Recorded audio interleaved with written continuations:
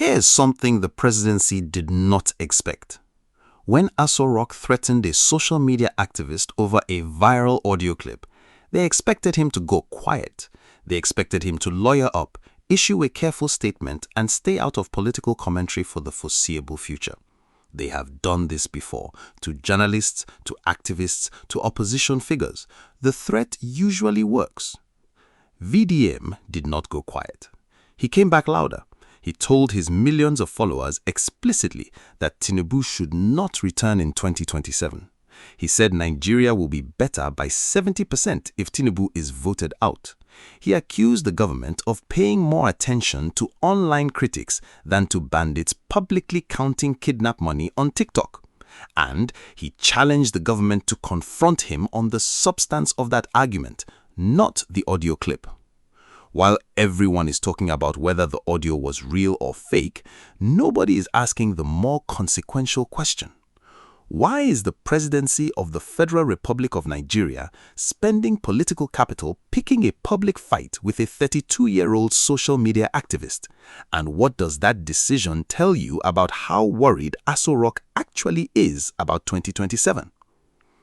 Before we go further, if you're new here, Niger Brief exists for one reason: to give Nigerians the political analysis that mainstream media won't.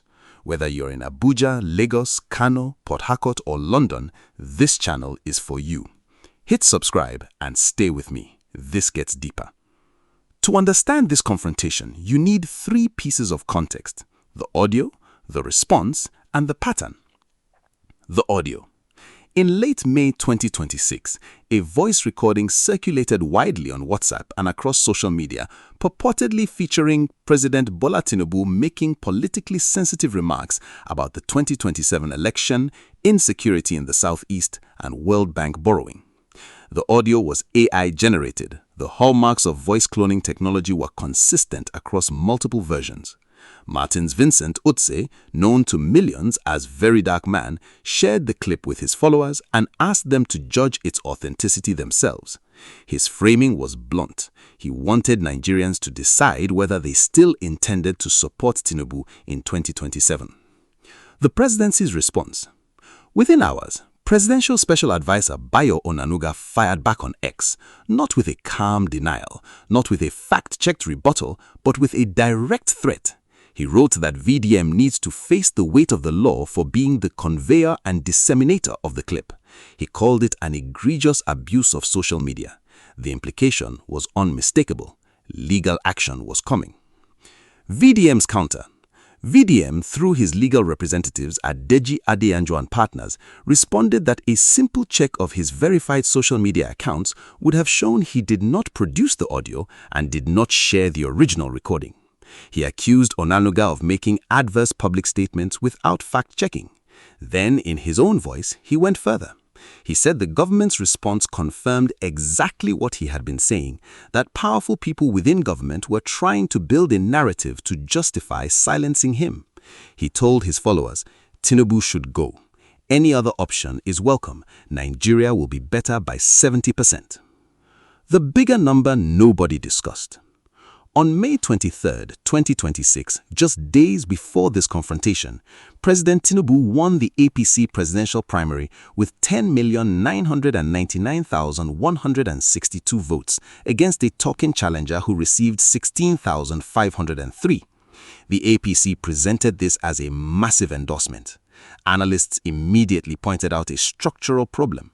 In 2023, Tinubu won the actual presidential election with 8.79 million votes, despite APC claiming over 41 million registered members at the time.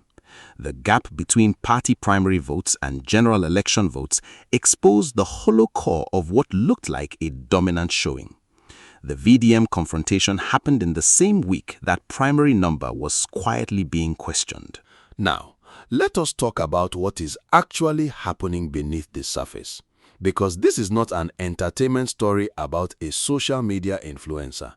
This is a political story about the management of narrative in the 14 months before a presidential election.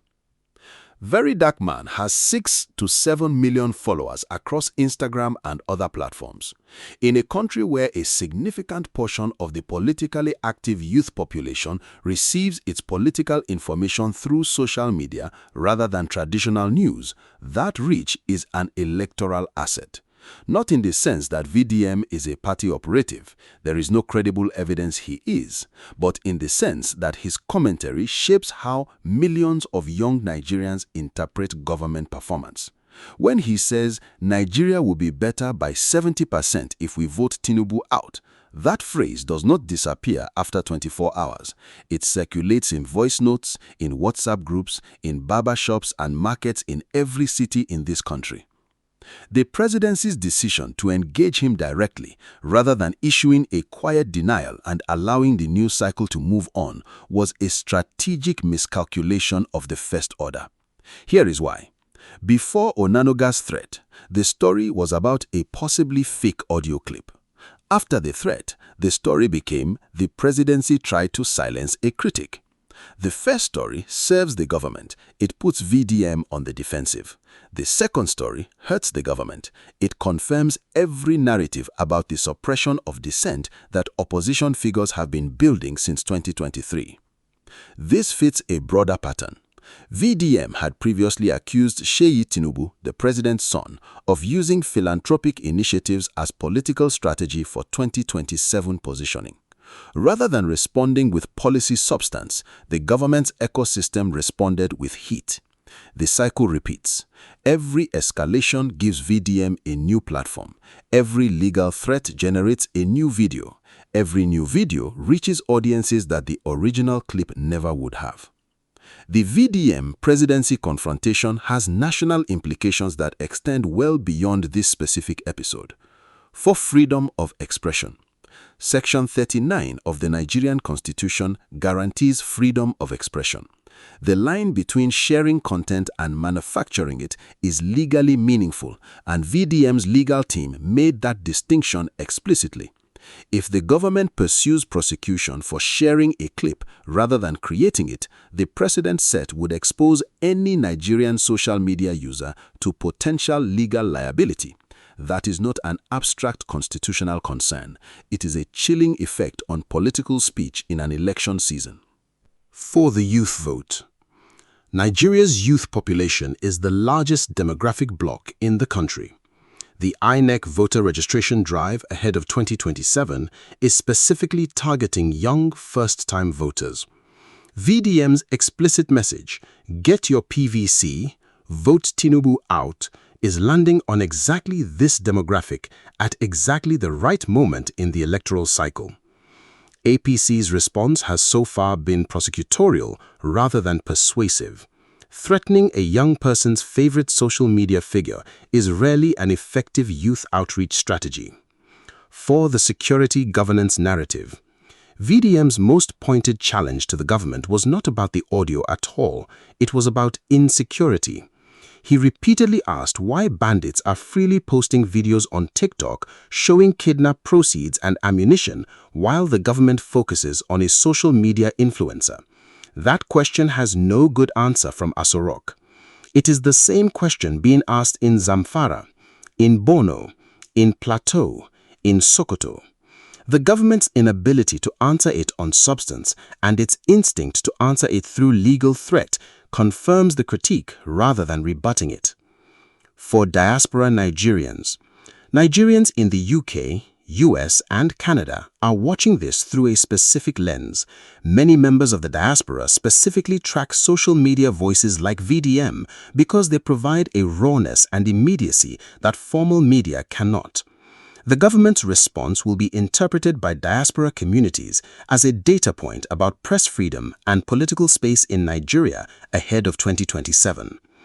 International human rights organizations, including Amnesty International and the Committee to Protect Journalists, have documented patterns of activist suppression in Nigeria. This episode fits that pattern, and diaspora-connected advocacy networks will notice. The strongest argument for the presidency's position is straightforward.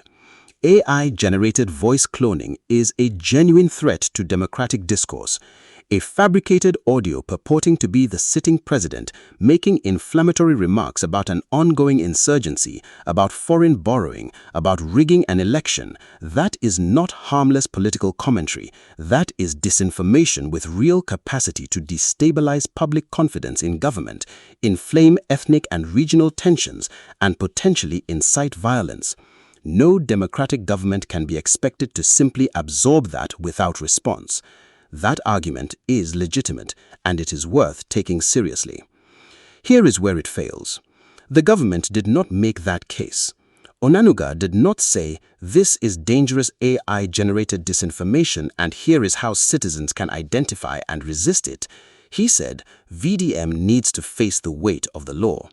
The government did not launch a public fact-checking campaign. It did not release a technical analysis confirming the audio was AI-generated. It did not use the moment to educate Nigerians about voice cloning technology ahead of an election season where such tools will inevitably be used again. It reached for legal threat. And that choice, whatever its legal merits, is a political mistake. The real question this story raises is not whether VDM was wrong to share the clip. The real question is, what does a government that cannot respond to criticism with substance and cannot manage dissent without legal intimidation plan to do with 14 more months of an election campaign? Because VDM is not the last difficult conversation this administration will have to navigate. He is the first. 3 things to watch. First, whether legal action is actually filed. Onanuga's statement was a public threat. Translating a public threat into an actual prosecution is a separate political calculation. If the government files charges, it creates a martyr narrative that VDM supporters will amplify for months. If the government backs down, it confirms that the threat was a bluff, which invites the next round of escalation. Either path has a cost. Second, how opposition campaigns respond to this moment. Peter Obi's NDC, Atiku's ADC, and civil society groups like Yaga Africa have so far been largely silent on this specific confrontation. The silence is strategic. They do not want to be seen as coordinating with a social media personality who operates independently of party structures. But the arguments VDM is making, vote buying, ethnic independence, the right of Nigerians to hold their president accountable are the same arguments every opposition campaign is built on. Watch whether that connection becomes explicit as we approach 2027. Third, the government's information strategy. APC has billions of naira in campaign infrastructure. It has governors, ministers, a massive party apparatus, and the resources of the federal government behind its messaging operation.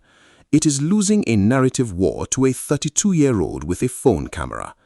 The government must decide soon whether it will meet the information challenge with substance, actual policy results that speak louder than any audio clip, or whether it will continue responding to criticism with legal instruments. One path leads to competitive politics. The other leads to exactly the kind of pre-election tension that foreign observers, institutional investors, and diaspora communities are already watching with concern.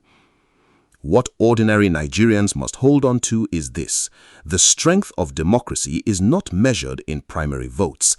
It is not measured in the number of billboards. It is measured whether citizens can speak freely, criticize power openly, and have that criticism answered with substance rather than threats. VDM is not the measure of Nigeria's democracy, but the government's response to VDM is. Get your PVC, stay informed, and demand from every candidate, every party, and every government that accountability flows in both directions. If this analysis gave you clarity, share it with one person who needs to understand what is really happening in Nigeria. Like, subscribe, and I will see you in the next one.